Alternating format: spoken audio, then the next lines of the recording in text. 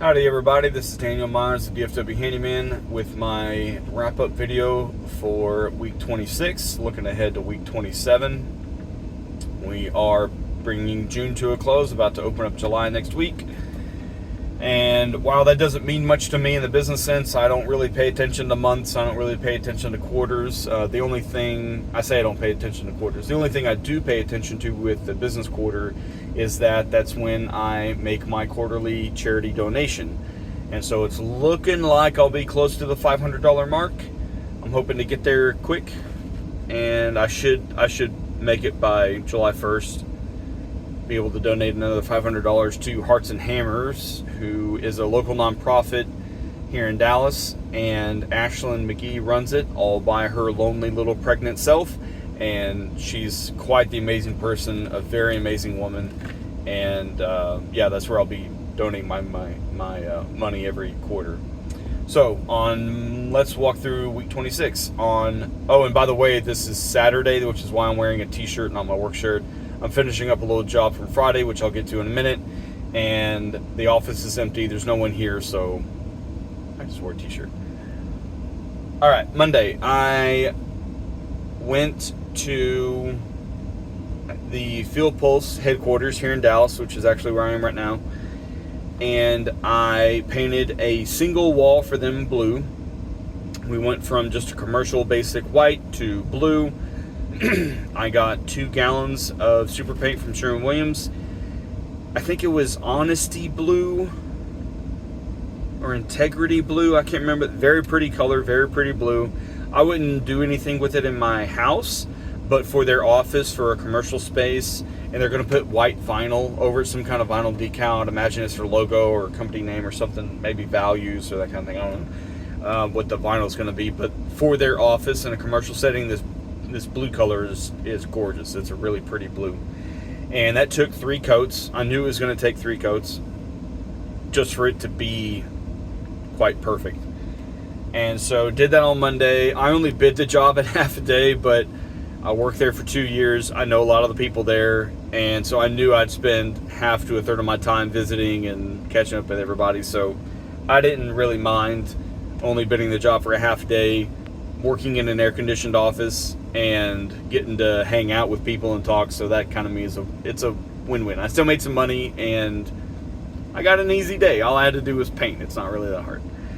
So moving on to Tuesday, I went to a repeat customer's house. They just bought a new house in Plano. They moved from northern Dallas up to Plano, and I was there all day.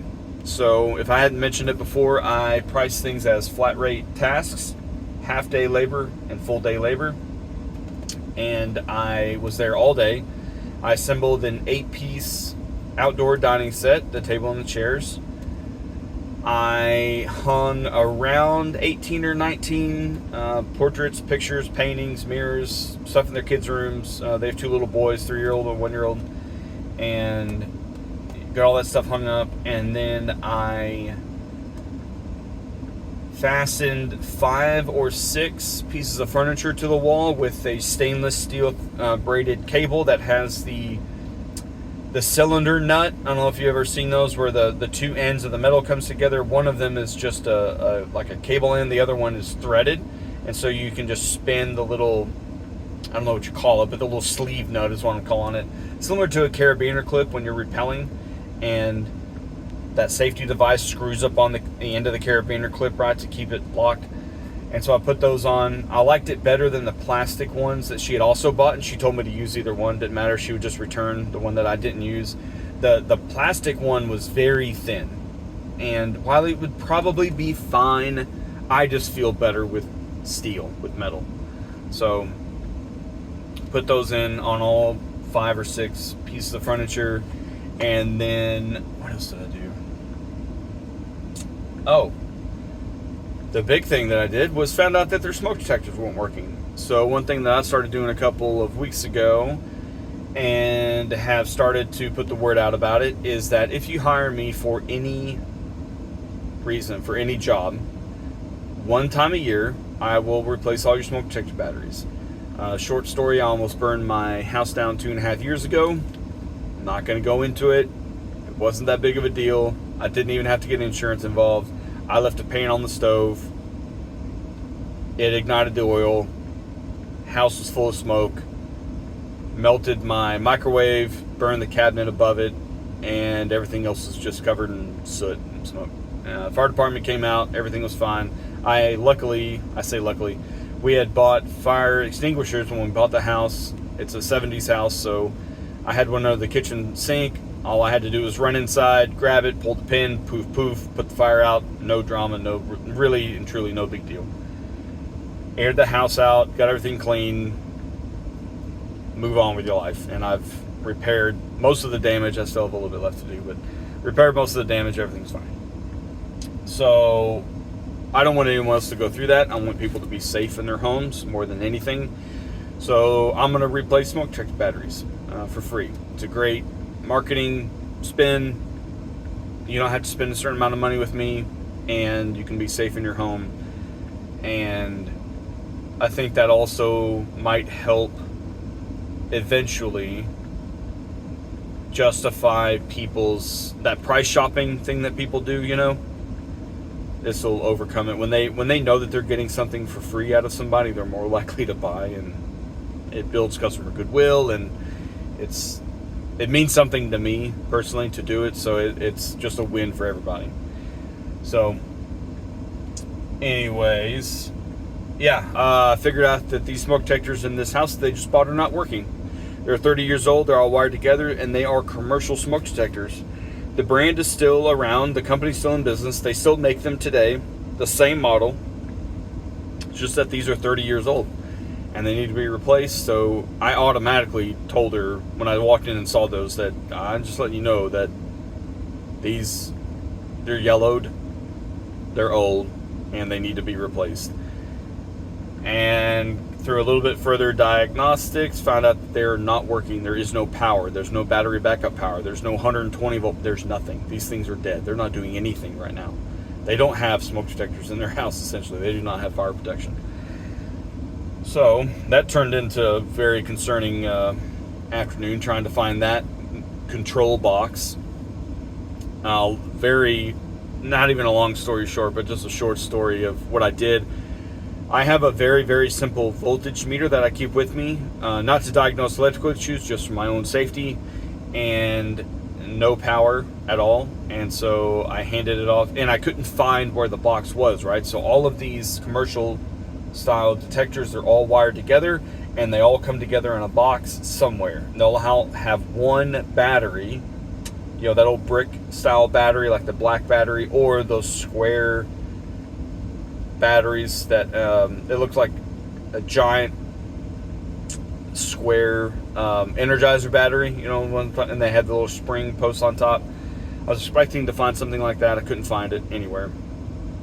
Looked through all the closets, looked through the media cabinet, I just couldn't find it. And so I passed the job along to an electrician friend of mine. He went over, checked it out, could not find out or figure out where these things are wired in. And now he handed it off to a specialized security and smoke alarm detector company who works on these alarm systems and smoke detector brands and systems, and they're gonna come over, I believe, next week and try and figure this all out for her. Very concerning, since they do have the two little boys and themselves, but still two little boys. So I'm glad I threw that out there. I'm glad I checked it for them. They never would have known that they weren't working, so I feel a little bit of pride that I did that for them, and that feels good to know that I found that for them. And so the other thing I did was put I adjusted two doors that weren't latching properly. The striker plate on one had to be moved down. I really hate it when they do this. When the doors move and you have to move the latch plate down 1/8 of an inch and the screw holes don't line up, but then I hate it when it moves just a little bit. But I got the door frame chiseled out, moved the striker plate down, put screws in, moved on with my life. It latches, it's clean. And then the other one was not latching because the plunger for the latch was not coming all the way out. And so usually you'll find the teeniest, tiniest metal shaving in there from the machining and the milling. something that didn't get blown out or cleaned out or whatever. And I disassembled the doorknob and it came apart. So then that tells me that when they installed it, it was bound up somehow, some way. Some tension was on it. So I looked at everything. Nothing was bent. Nothing was obvious. Nothing really that I could find was wrong. I didn't see that they bent anything or anything was broken or bent or anything. So I didn't know what it was. So I just put the doorknob back together and tightened up the screws and then worked the doorknob back and forth, and it didn't fail. It didn't stick. It didn't, nothing. So I don't know. Just one of those weird, strange things that it just needed to be taken apart and put back together, and it's happy now. So did that little thing, and smoke detectors. Oh, and I put a hotel style door lock.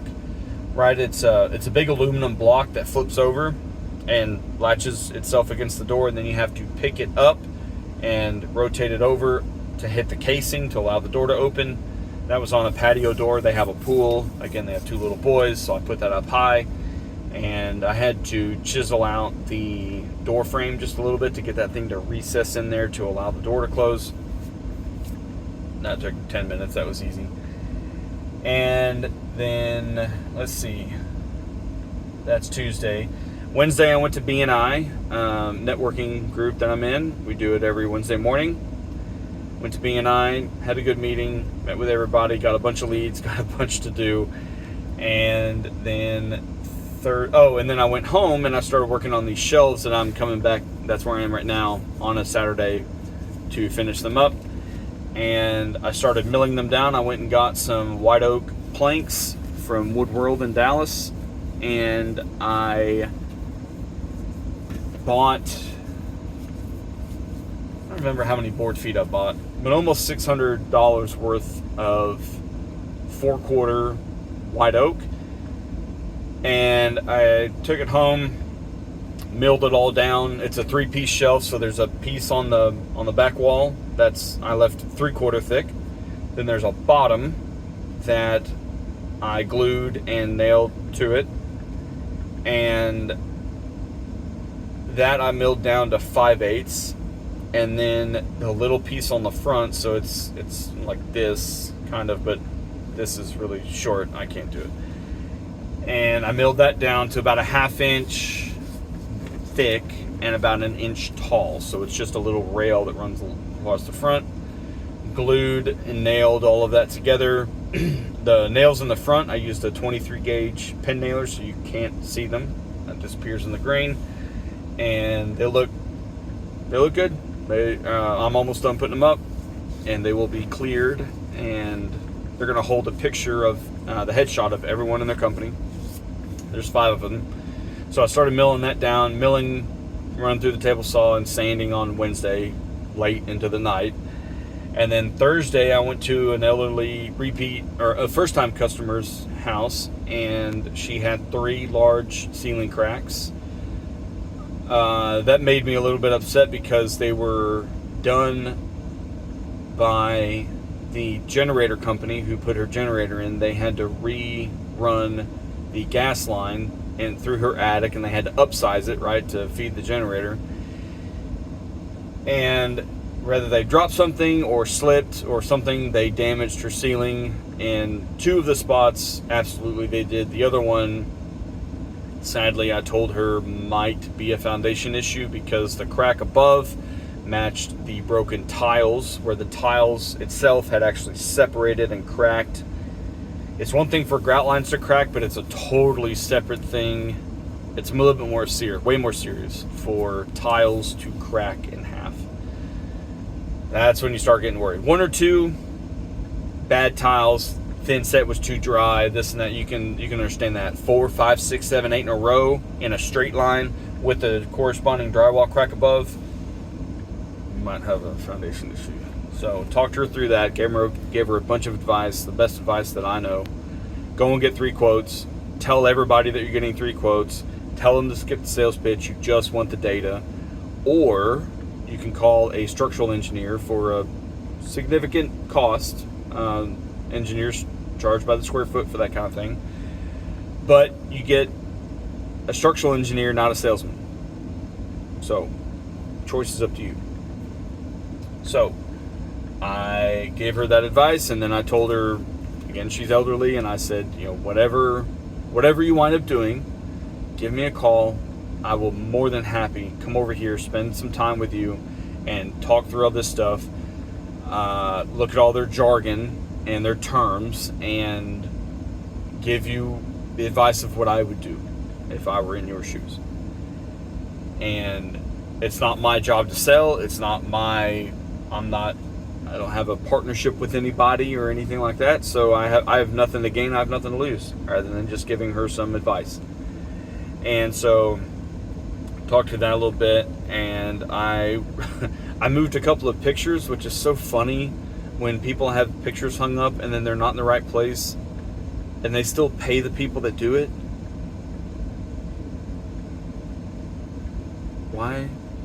Why did you pay them? I don't understand. I understand people sometimes. But she paid them to hang these pictures, and then she didn't like where they were, but she paid them. I don't know. So I moved those and plugged up the holes in the walls for where the anchors were, and went and got some paint to match. And then she had a desk drawer with a butler hinge, which I learned something new on Thursday. What a butler hinge was, a butler tray hinge. It's a big honking flat brass hinge that recesses down into the door. So there's a little keyboard drawer, that you pull out, and then the front of it flips down, flips flat. It's a little hinge that sits in there, and it's flat. One of those had broken, so I went to Rockler in Frisco, and they have them in stock. Brass pair, gorgeous. Put them on. She was super, super happy about that. That just made her day. And I think that was it for Thursday. Those cracks did take some time because they were 10 and 12 foot ceilings, and I had the zip wall poles, and so I built a little cocoon, is what I call it, out of plastic. So it was draped all the way down to the floor with the drop cloth underneath it. The plastic was tucked into the drop cloth underneath the feet of the zip wall, and that way all of my debris and dust and everything can just fall straight down onto the drop cloth. Roll it up, vacuum up any dust, and you're out of there. You're done. And so that was all day on that. And then Thursday evening when I got home, I finished sanding, which took a minute. Finished sanding, and then I started assembling the shelves, those 3-piece shelves. And then Friday, I quit pretty late on Thursday night for that. That took some time to get those right, but I got them right. And then Thursday, woke up kind of late because I was up late. And I finished assembling the shelves, brought them here, which is where I am now. Let's see, I'm in a parking lot at this office. I started putting them up yesterday, and it was date night for my wife and I, and 4 o'clock came, and I was out of time, so I just left and told them I'd be back today. Today's Saturday, which again is why I'm wearing a t-shirt, not a work shirt. The office is empty, no one's here. I'm wearing shorts, Crocs, t-shirt. I'm going to finish this job up here in about an hour and a half, and get paid a nice little fee for that. And so next week, I have a full day on Monday painting a fence that I pressure washed all of the old paint off, which I really don't like it when people paint fences. It never lasts. The paint never holds up. You need to do the solid color stain. You have to do the solid color stain. But these are repeat clients, and they had someone else do it. And I can't completely blame them for this. The previous owner had painted the fence, and then it started to look like trash. So then they had it stripped and repainted, because you can't get all that paint off, right? All the old paint off. So they're kind of stuck with it, which I understand. I get it. But if anyone ever wants you to paint a fence, or you, a homeowner, maybe wants to paint a fence, don't paint it. It doesn't last. You would think it's the same because it's outside, and if you can paint the brick on your house and the window on your house, no, it's not the same. It just doesn't work. It doesn't ever work. So don't paint fences. Use a solid color stain on wood. No paint. So I'm going to do that on Monday. I had to pressure wash a large section of their fence where it's just completely, I'm just peel it off. It looks like a hot mess. And I had to rebuild the transom over the gate. It was completely falling off. It was hanging on by a thread, literally. And this couple is 89 and 92, I think they are. 89 and 90, something like that. So that could have been catastrophic if they had opened that gate and that had fallen on them. That would have been really bad. So I'm glad I saw that. All I saw was that it was loose, and when I picked it up and realized it was hanging on by a thread, I just picked it up and with one hand, and the whole transom, 3 foot wide by about a foot tall, just came off in my hand, and I just set it down on the ground. And Carol just was shocked, absolutely shocked. So rebuilt that, and yeah, very, very, very glad that I found that. And then Tuesday, I have a little job to do in the morning, another simple fence repair. One picket is missing out of a fence. How does that happen? I don't know. One picket is gone, so I'm replacing a picket. And while I'm not a plumber, they do have low water pressure in the house. And so one thing that I'm going to do is check out the strainers on the end of the faucets. If those are all plugged up, which they probably are, then I'll just replace all the strainers and see what the water pressure's like. Anything past that, I told them they're gonna have to call a plumber. I gave them a couple of referrals. They're gonna have to call a plumber, and they might have a pressure regulator that's maybe gone bad, or I don't know. I'm not a plumber, so I really don't know. And then let's see, Wednesday, I'm trying to get Wednesday figured out. Oh, to finish up Tuesday, I'm gonna go do a small drywall repair. A plumber had to go in and replumb a washing machine box, cut out about a half sheet of drywall to do it, and some insulation. And he also had to cut out some drywall in an interior closet. So going to do that on Tuesday afternoon, and then that'll finish up the day on Tuesday. And then Wednesday, I'm trying to get two ladies scheduled: a garbage disposal and a, it is right now. It's all written down. I'll keep track of it, just not right here on the video. So that's the week ahead. And yeah, I guess I want to take just 2 minutes and just talk about the two situations with the smoke detectors and the transom over the fence gate. Keep your eyes open for your customers. You can make a lot of difference in someone's life when you take the initiative to do something like that. It didn't take me any time to find that smoke detectors weren't working. It didn't take me any time to put my hand on a transom because I noticed something wasn't right. I noticed that the wood had rotten and the bolts were hanging out.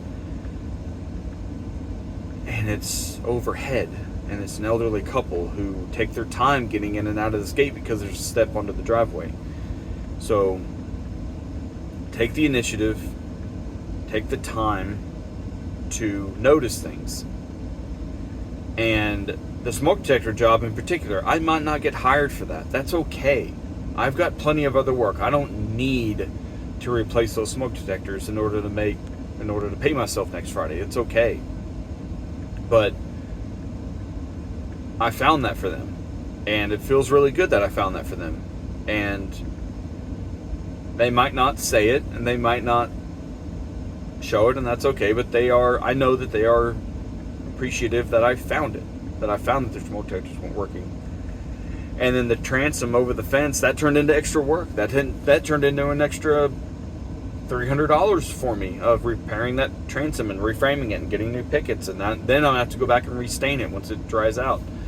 And so there are opportunities where paying attention can turn into more work, and as long as personally, I don't like the hard sell. I don't like the, the do this or the doomsday thing. I really don't like that. But do what's right for your customers, and they will reward you with brownie points, referrals, and occasionally some extra work. So that's all I got for you today, and I'll try to get a video up on Friday next week, which is 4th of July, which I'm only filling up Monday, Tuesday, Wednesday next week. Thursday I'm taking off because we're going to watch fireworks, and it's a much needed day off. On the 3rd, Friday, same thing. I'm taking the day off. I need a break. I've been running, and hopefully this continues to run, because I really like it. I love this stuff. I love doing all the different things. I love interacting with people. I love finding other things to do. It keeps me interested. It keeps me occupied. And yeah, take it easy.